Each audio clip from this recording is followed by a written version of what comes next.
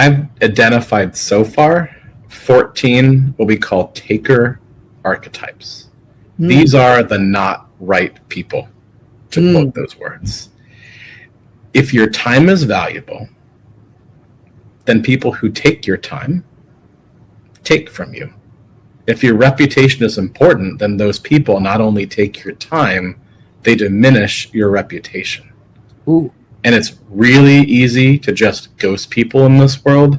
It is much harder to take a moral standpoint, to call out behavior that you find untenable. And everyone has differences, but most people have the same. We want people to be sincere. We want people to be honest. We want people, for the most part, to show up on time. And when we put ourselves in situations where those bad actors take advantage of us, the question always is, why are you letting it?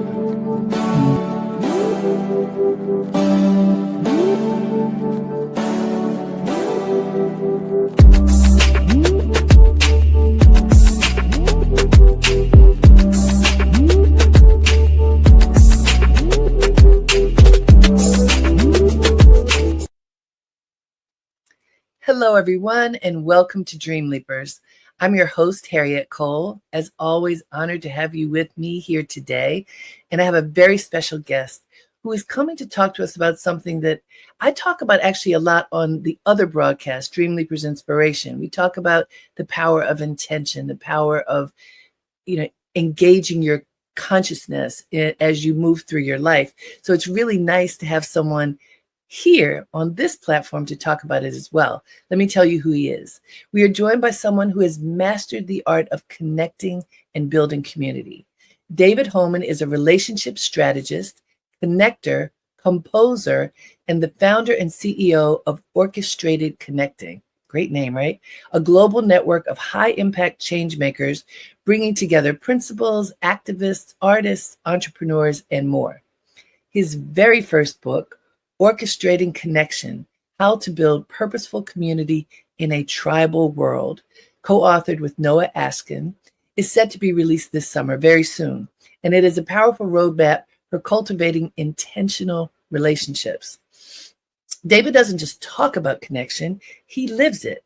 Whether he's building trust between unlikely allies, mentoring impact-driven leaders, or scoring original compositions for dance and theater, David uses his gifts to help reshape how communities form, grow, and support one another.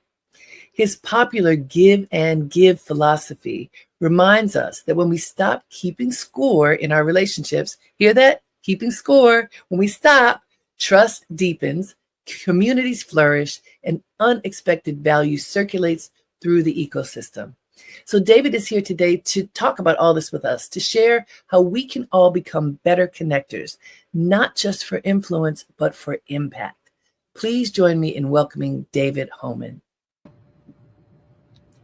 Hi, David. Hi, Harriet. Thank you so much for having me on.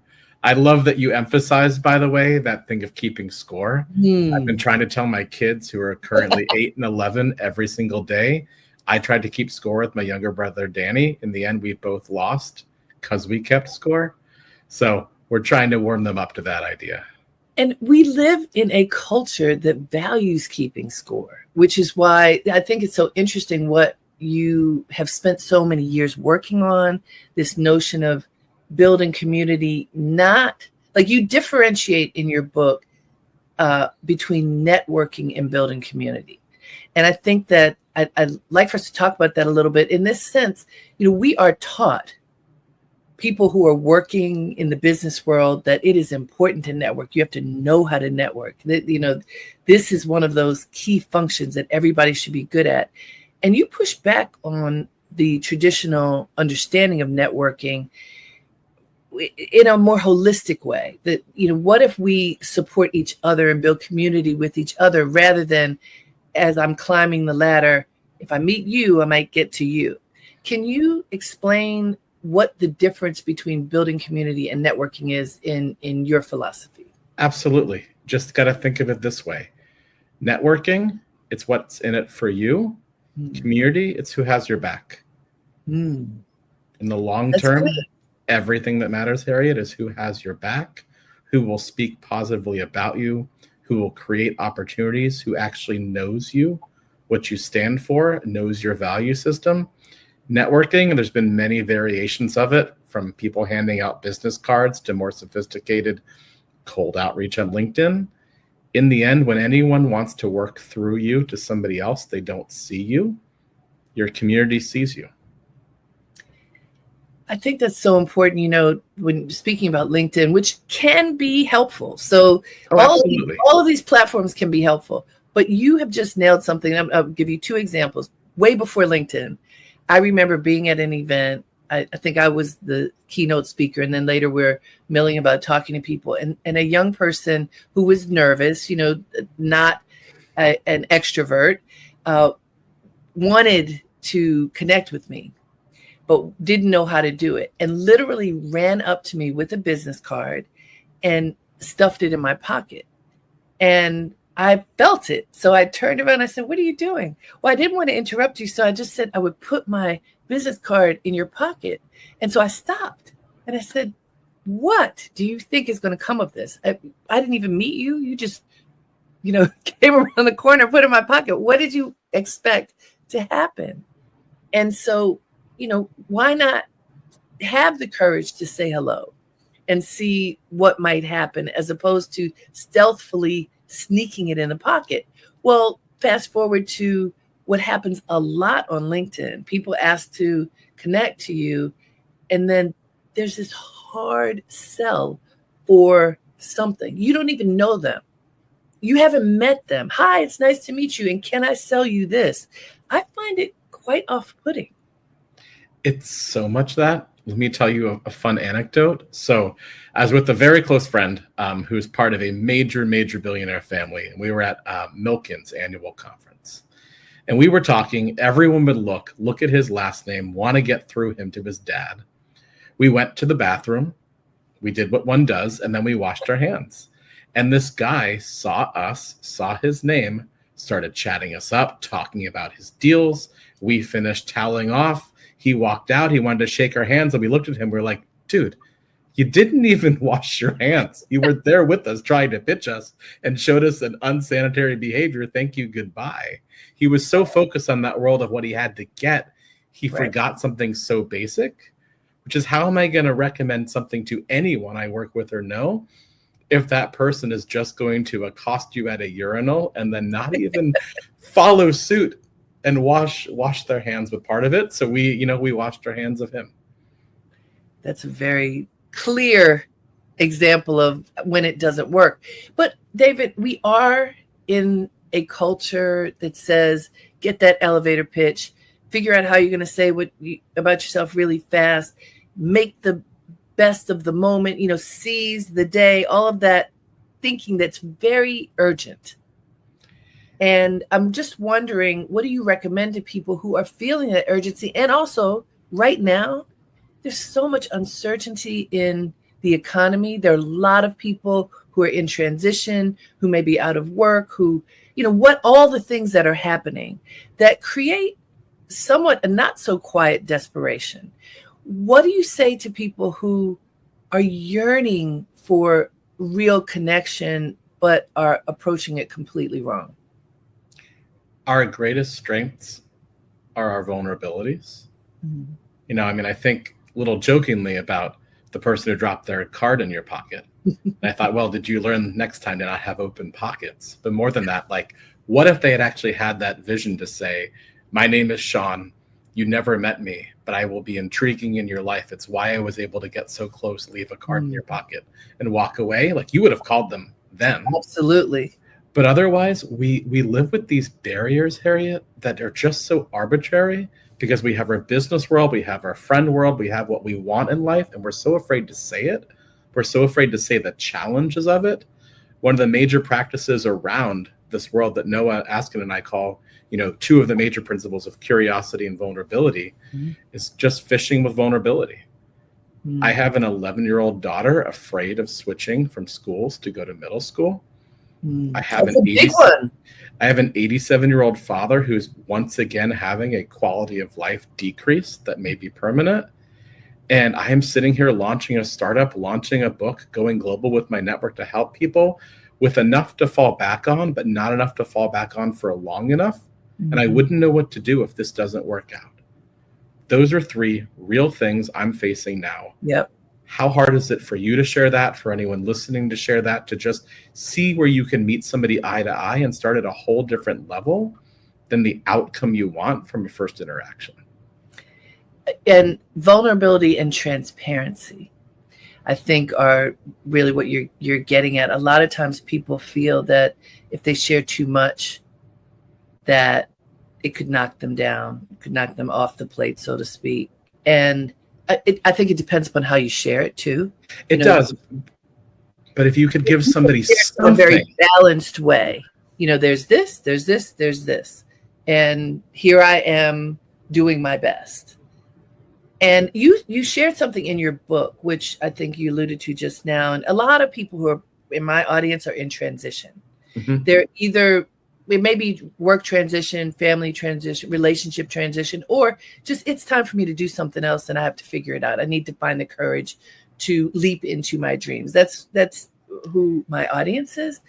And you say something in your book that is so common for people that I come across, which is something happened that kind of pushed you to make a change, which was, I believe you said you lost your job at some point.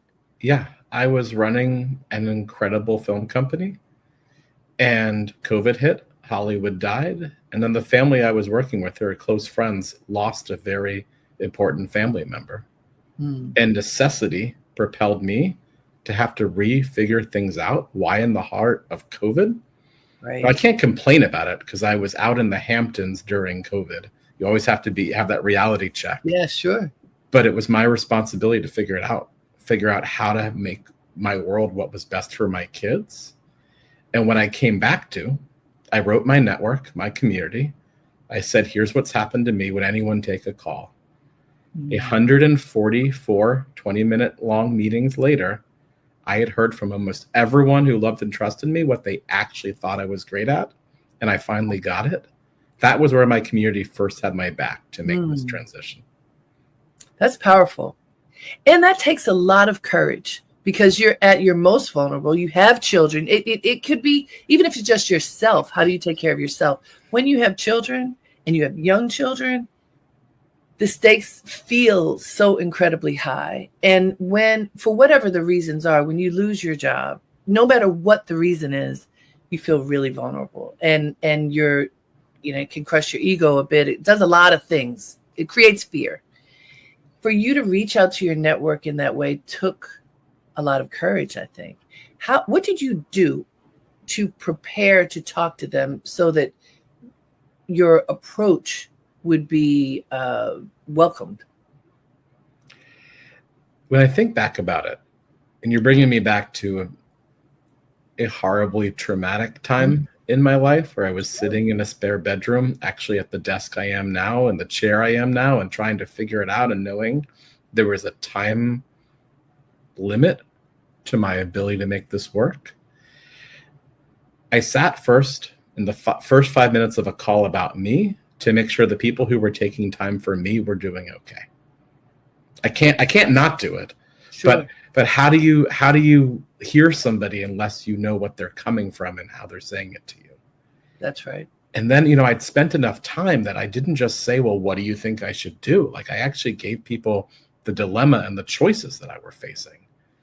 And I said, I don't know if I should go back into this type of role, if I should look for this. And every single person said, I don't understand. I thought what we're talking about now is everything that you do. You connect people, you run a community. You're my first call to get the intro I need. You're my top strategist to get to the right person, but knowing how to do it. And you always encourage me to ask with more clarity, to be more purposeful and intentional. What's your problem? And the problem was I didn't know how to make it work because I had to ask for myself.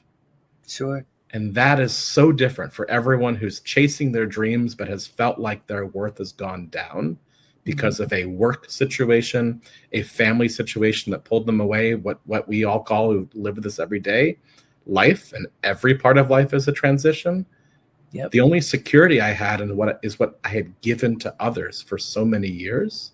And once I saw that, as somebody who everyone sees leading the charge and the thought leader in this, I realized how dense I was and how I let my fear get the best of me. And everyone reinforced that my generosity would be reciprocated. It ended up working, but I'd put in a decade and a half of work to get there. That's excellent. Hey guys, this is Dream Leapers with Harriette Cole. We are talking with David Homan, who has written his very first book. It's called Orchestrating Connection: How to Build Purposeful Community in a Tribal World. The title, first of all, Orchestrated Connection is so beautiful, but how to build purposeful community in a tribal world. So there are many things as I was reading your book, David, that struck me, but in the beginning, you take us into an experience of an orchestra and how an orchestra kind of works and all of the ways in which the instruments work together and the people performing with the instruments. And it took me back to, I used to play the violin and went all the way up through high school in the all-city orchestra. I'm from Baltimore, and it was really terrifying, but also fun. But that terrifying in the sense of, we have to be together. The strings have to play together. And then the other ones are playing all these different instruments that are playing. And certainly it's almost like magic when it comes together well.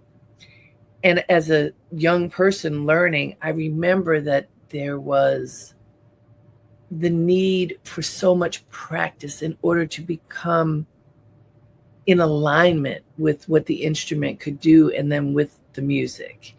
And, you know, when there was the alignment, and it was almost being able to play with the breath of the whole orchestra, then it became really beautiful. And you write about this, and being a classical musician and composer, and you use this imagery to then build on the notion of building community. Can you talk to us about your experience of the orchestra and then how you translate that into this people-driven work? I'd love to. I also love that you get it as a violinist and someone who played in an orchestra. So for those of us like not familiar, when you hear a symphonic orchestra, your number one sound you hear in Western music are the string sections. Yeah. And there are two different violin sections, a viola section, a cello section, and then depending on the size of the orchestra, a handful of basses, which are that low guttural sound. So your closest community, Harriette, are all of the strings. These are the people that are soaring in and out of your life. They're hitting the melody, they're hitting the harmony, they're the closest to you.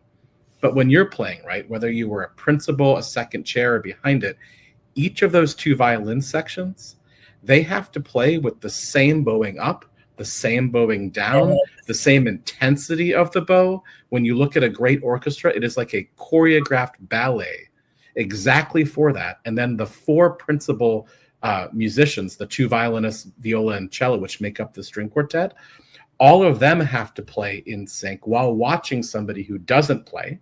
And that grounds an entire orchestra. And so when you think about an orchestra, the strings are the most pertinent, steady parts of your life. They can be your family, your coworkers, your spouse, your best friends.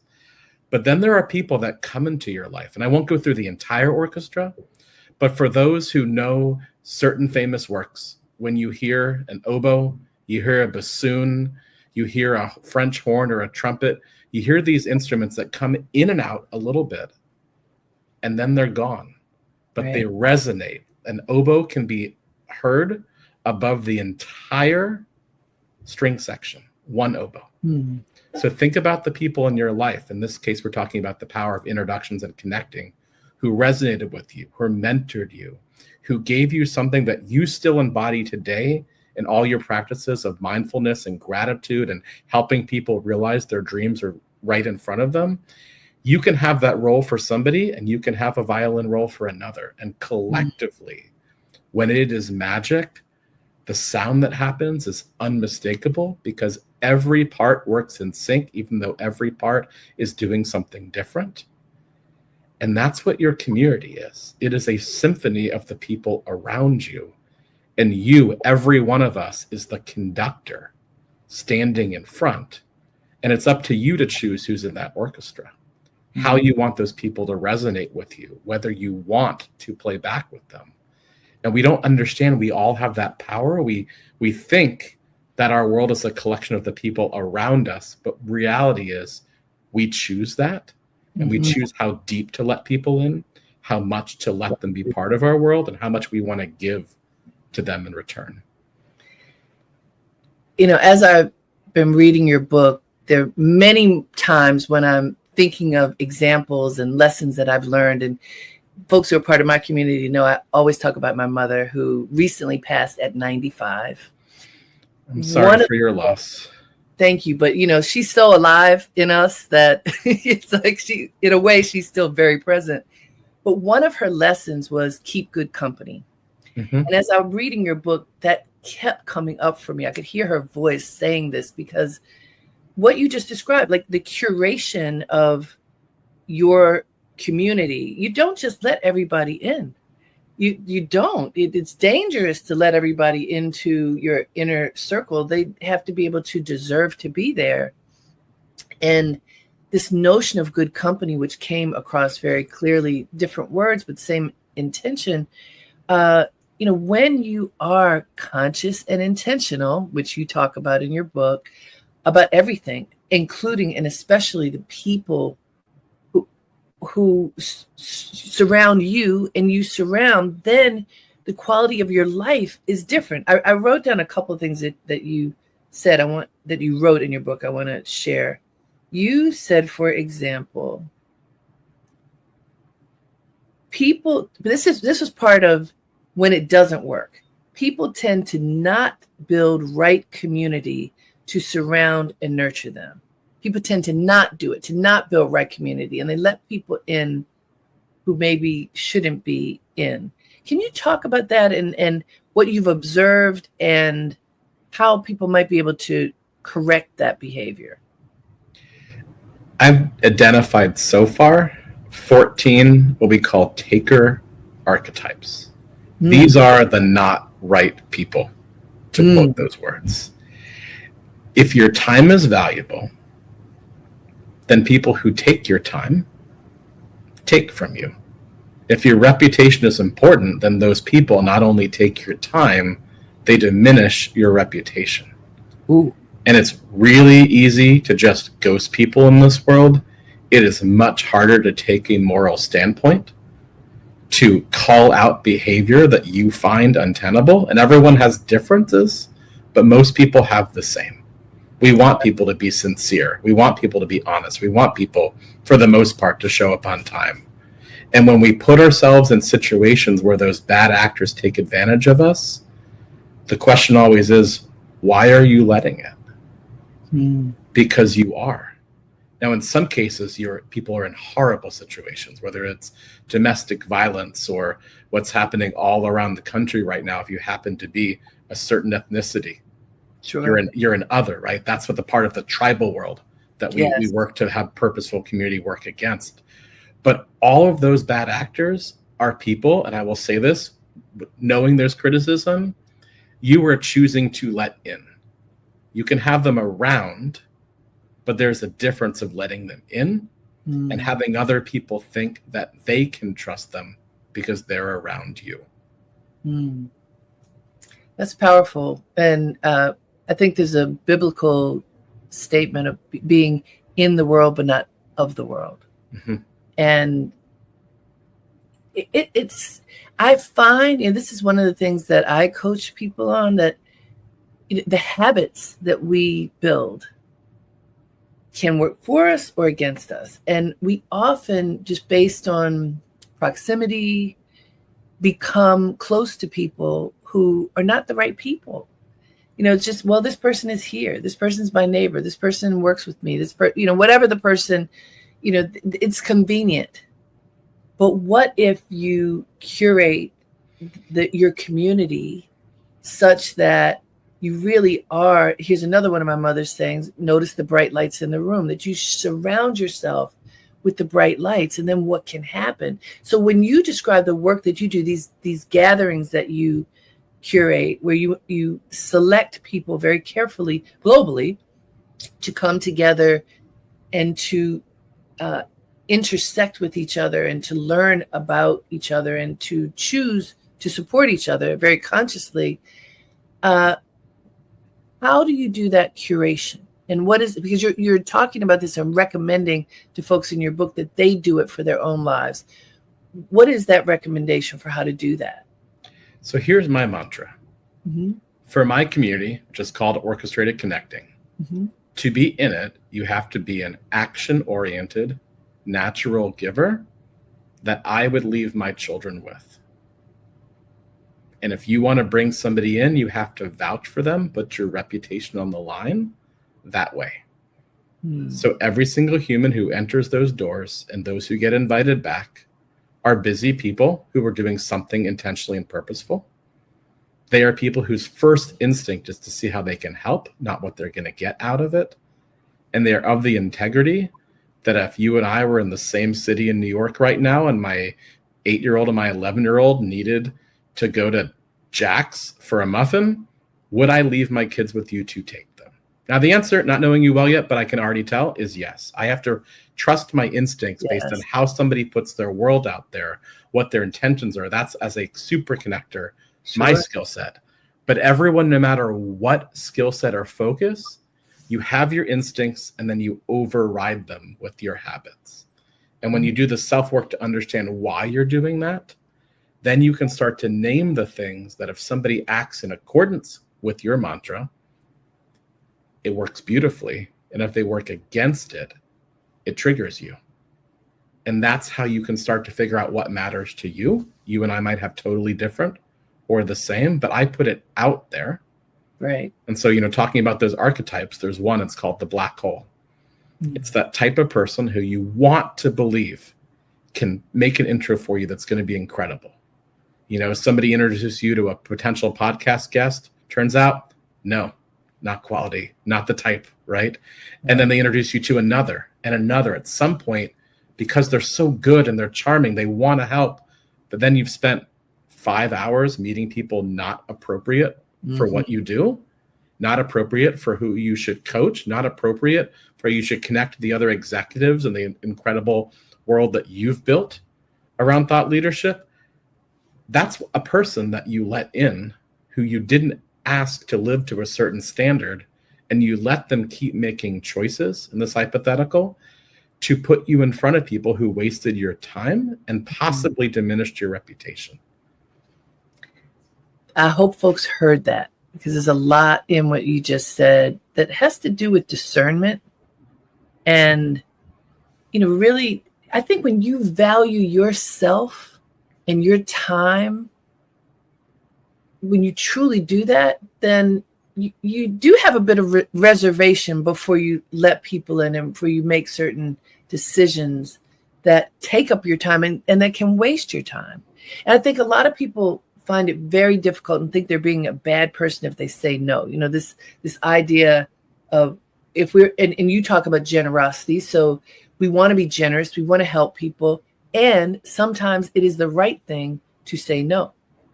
And I've had the experience, David, where, I am generous. I am looking to help people as much as I can. And I have said yes and not had time to do it, or not had interest in doing it. And using those two examples, in two occasions, especially when I didn't have time, in one in particular, I forgot. And I will never forget it. I was able to apologize that when I remembered, when I was reminded. But what it taught me is, don't say yes unless you really can honor that yes. And it's okay to say no if you don't have time or if you don't have interest. It's okay. It's better to say no than to give a false yes. And the other piece is, people, just simply a referral means a lot. If I refer someone to someone else, that is looked at as a recommendation. Mm-hmm. So did I vet whoever I'm referring? I've had that as a problem too, and realized, wait a minute, I need to understand my value in this situation. So if I say, I want to introduce you to David, people trust that David is someone that they should meet. And if I don't Absolutely. feel that way, I shouldn't do it. You write about this in your book.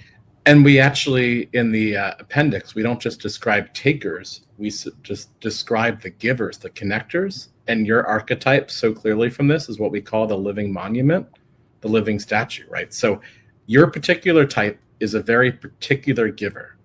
The challenge is that because of your prominence, because of your reach, because of more people asking you than you can give to, you find yourself endlessly in that situation of not being able to give as much as you want. And so what we challenge people to think is, isn't what you do actually enough? Because you have to look at these. These are all psychological ways to approach how to exist in this world.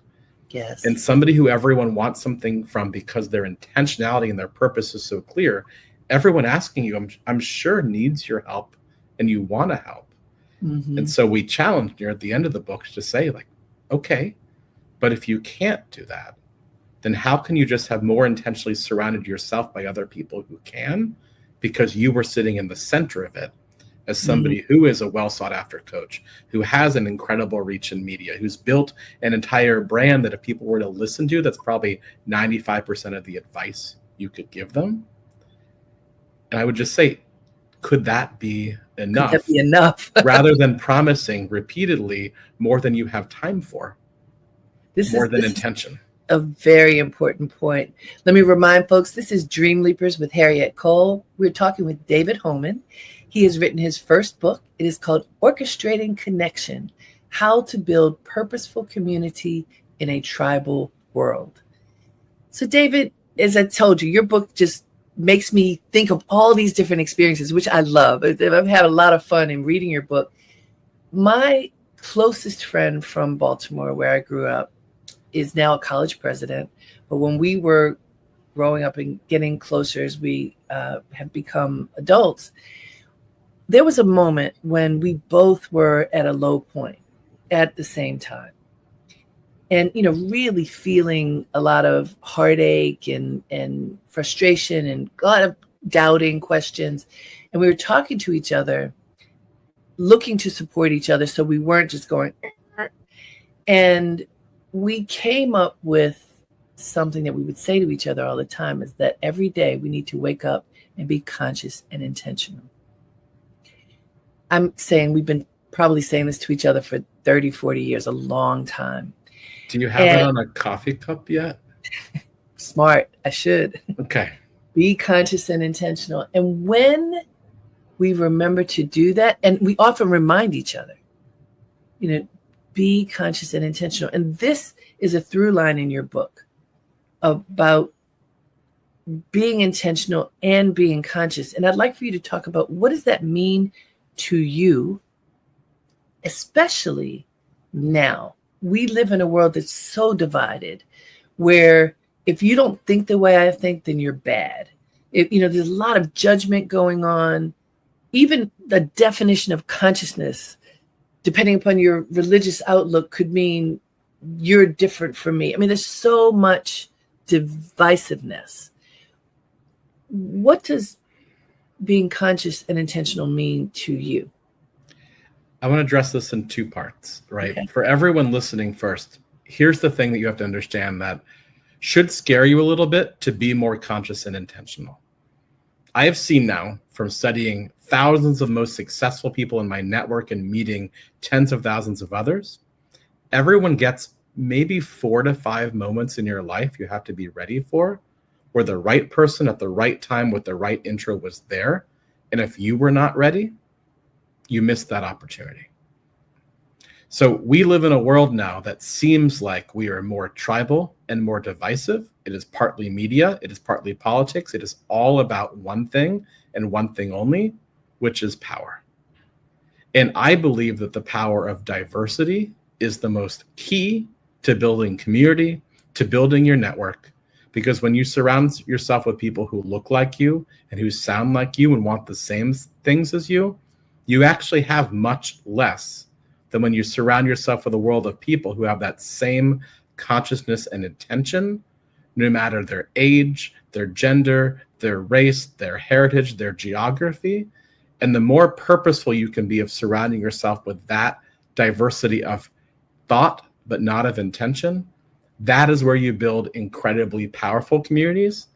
And case in point, I have within my world access to hundreds of billionaires and celebrities and influencers and moguls and everything, but I would never name them because it's not about naming my access to them. It's about saying I built that trust because I showed up consciously and intentionally when I met them. And from doing so, I built a relationship without building a network with an outcome. I appreciate that. I think they probably appreciate too that you're not name dropping because it's helpful to not do that, but instead to find the right moments to connect people to each other. I think it's really tough for people. You know, I have coached many people, and in these moments where DEI is under attack, and suddenly everybody who represents whatever diversity is, even if that's not what their work is, are targeted. And I can include myself in that. Suddenly, as a Black woman, my work is DEI. Not that there's anything wrong with that, but it isn't necessarily the case. Yet everything is put under this bucket and there's a target on it. I have worked with people, David, in this shrinking economy. And I'll give you an example of a young white male who was looking to ascend in his company and was not promoted. And this is about a year ago. And he was very distraught. And he said to me, I know that the reason that I didn't get promoted is because my position was given to that Black woman over there. But I'm better qualified, and it's not fair. This notion of reverse racism is permeating the business world right now. That's part of what is dismantling diversity, equity, and inclusion programs. I think there's a complete lack of understanding of what diversity, equity, and inclusion is, why it exists, why it's necessary. This notion of what is a level playing field. But there are people, young people who are striving, who are struggling, like this young man who feels self-righteous because why did she get it and I didn't get it? How do you address that type of challenge in this awareness that you are recommending that people have? Because it's a different kind of awareness. Yeah. So this is among the most trickiest things to ever explain because every situation is different. Yeah. So yes, it is completely true on all those fronts. It's all true. It's also all false. Everything has a nuance to it and a world in which, you know, I've been discriminated against for my privilege of being a white man. Mm-hmm. So have every other person I've ever met in some circumstance, in some way. Even friends of mine who are next gen inheritors are discriminated against because of their wealth. Mm-hmm. We have to judge people based on actions and actions alone, not our words. And therefore, when you look at, does somebody truly embrace a diverse mindset or a diverse community? See who's around them. People walk into my events, and they have since day one. Years ago, I've done 175 events now. Wow. I'll give you an example, right? So I'm in Los Angeles, a town where no one shows up on time. And at 7 o'clock on the dot for my event in Venice Beach, 100% of the people are there on time. Everyone is connecting. Everyone is personal and intentional and conscious. Then I say to my friend Jeff, hey, Jeff, could you describe the makeup of this room? And he looks around and he goes, oh, I didn't even notice. I was like, notice what? That I'm one of 4 white guys in a room of 28 people? He goes, yeah. And he goes, how'd you do that? I was like, you tell me, what did I ask you? And Jeff said, David said to me, Please don't invite just white guys. Invite people who fit the code and are intentional and want to impact each other. And I built a diverse room by asking for it. What I would challenge anyone who thinks that diversity doesn't matter and we should go back into these tribal mindsets. We live in a blended world where we can't even escape what globalism is. We can't even escape this now. I mean, Yuval Harari covers it the best in his book about lessons from the 21st century. But in this, every part of it, I would push back to say, what is the outcome you're seeking? Is this a need of yours or a want or a desire? And if it's a need of yours, you can be purposeful. Then be purposeful about why you wanted the job. Be purposeful about what you want to do to help others achieve their greatness, as opposed to say, look what happened to me, what didn't happen to me. Now, obviously, in a private coaching session, this is somebody working to figure out their place. But almost every job today happens because of a referral, not submitting a resume. Every deal on the planet is somebody saying somebody else got it. Every star discovered on Broadway isn't just discovered. A friend got them to the audition. The relationship value that we do not seem to value the same way we value time and money, when we put the intention into that, it doesn't excuse or erase any of the challenges around diversity. But if you could see diversity as strategic and valuable to embrace, it's no longer a buzzword, a hot topic, or something that we need to course correct for. I have met some of the most powerful white men on this planet through friends of color, through women, through people you would not even think had the relationship, but what they built was the trust. And my network has benefited from putting diversity at the core of it unapologetically for a decade. And even in these times, I don't care about course directing. The value is too much there to build a world that looks like our society, not relegate ourselves to a world that looks like the people, you know, when we look in the mirror. Now, I think one of the things that stands in the way of people even considering what you just described, which is a very positive way of looking at our world, is fear. I think fear of losing ground, fear of losing whatever the power used to be, you know, this notion of what was. Yep.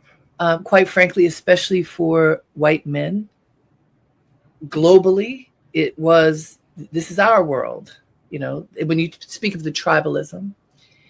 And you're talking about something that's much more holistic, that's much more connected, which is exactly what your whole premise is.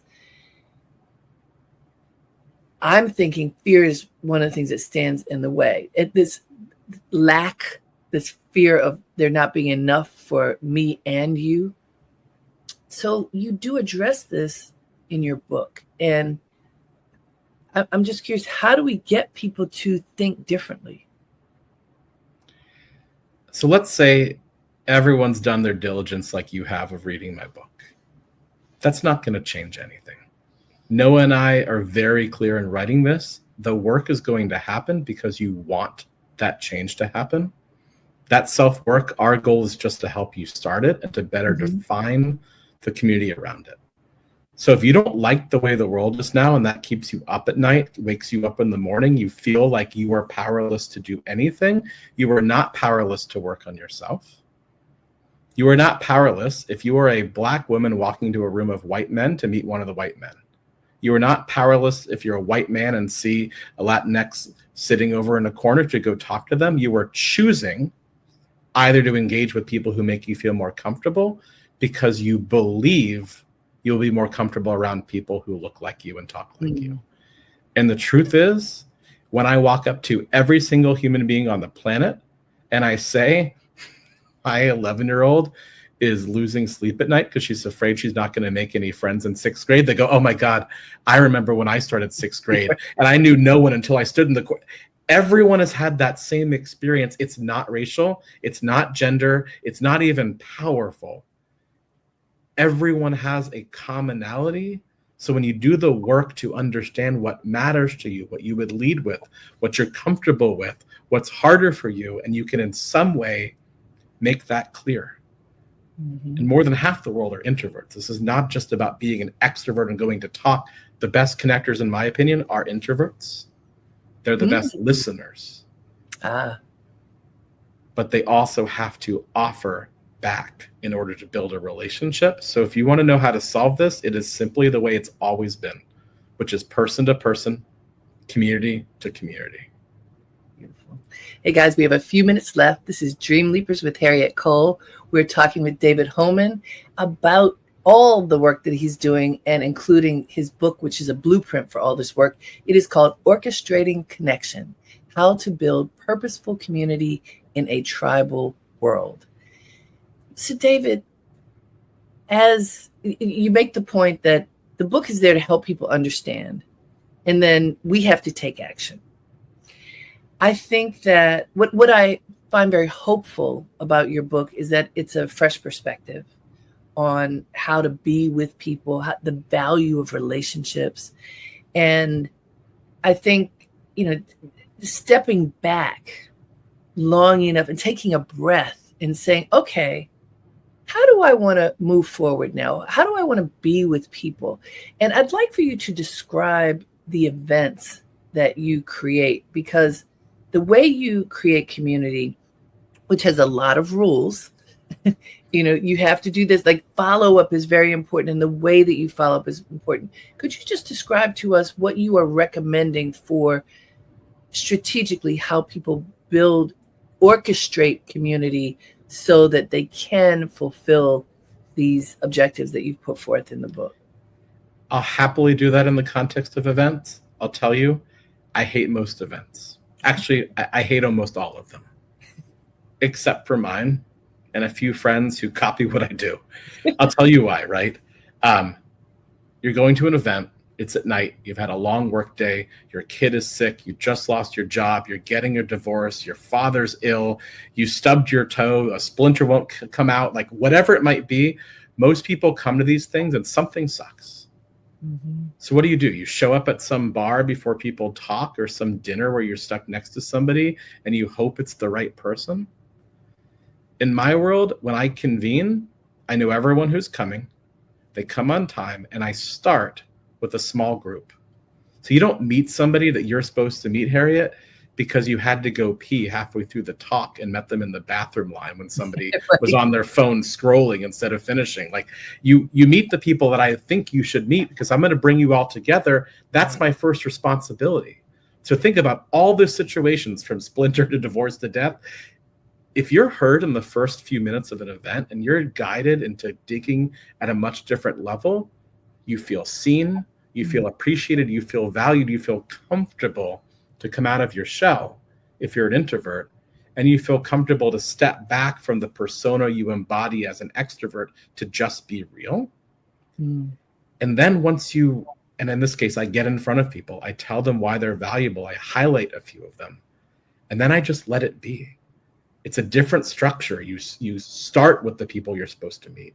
You give people value, and then you set them free without having 15 minutes left to grab dessert and leave. Usually have an hour and a half, which extends in my world to sometimes 3 or 4. And I will admittedly, because I'm a morning person, I leave sometimes halfway through the tail end of my event, because after 10, I'm not a functional person. That intentional design is the core of what makes my community work.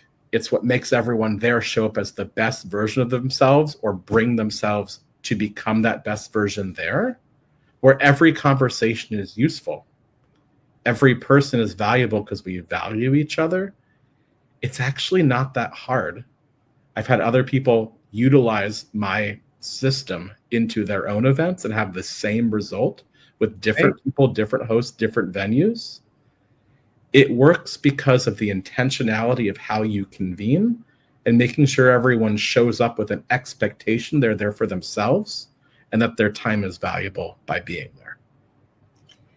So David, what is one action that you can share with my community that they could do now? The broadcast ends. What can they do that will be beneficial for them in orchestrating community in their lives? I talk about, and this is the primary role of my network, honoring the chain of connections. Means that if something substantial, say, happens for my book from being interviewed by you, and I can attribute it to that, I not only have to thank you and your staff and my publicist, I have to thank my friend Leslie, who introduced me to my publicist. I have to thank my friend Nicole, who introduced me to Leslie, and I have to go all the way back to the chain to the person who was me as that catalyst connector to benefit somebody else's life, which is often, Harriette, 3 to 5 people deep and 2 to 5 years in the making. So you want an action to take? Think about that moment in your life, however many years ago, where you were ready and somebody saw you and somebody helped you. Did you tell them? Could you remind them? Could you practice that gratitude strategically and ask nothing in return but expressing that and watch what happens? Because everyone is uncomfortable being thanked. We're used to being thanked and having an ask. So simply express that gratitude strategically to someone who has valued you that you value, and watch the ripple effects that happen the more you embody this every single day. You know, when you say that, look, from the beginning of this interview and now at the end, I'm thinking of my mother. I told you she recently passed. She was a kindergarten teacher who stopped teaching kindergarten in 1965, a long time ago. There were multiple people at her funeral who were her students and who remembered her because of the impact that she had on them as children. And that thank you that they shared at the funeral, there's like a couple of hundred people there and they're talking to each other. To your point, who knows what happens because of these connections that occurred because of expressing gratitude. We don't value that expression of gratitude enough. And it's a through line in your book, that practicing gratitude. And I just think your messages are very powerful in this book about how to live an honorable, positive, uplifted life. And I just want to say thank you. Thank you for putting it in a book. It's one thing to do it, and you've been doing it for at least 10 years, you said, but writing it down and sharing it with others is itself a tremendous act of generosity. So thank you. It's my pleasure. I mean, I hope that for anyone listening to this, that they first express gratitude for you. When I first found out about this and I looked back, I said, oh my God, I wish I had been listening to her since the beginning. So much of this are things I can learn from still. Well, and we all need to embark in that deep learning journey.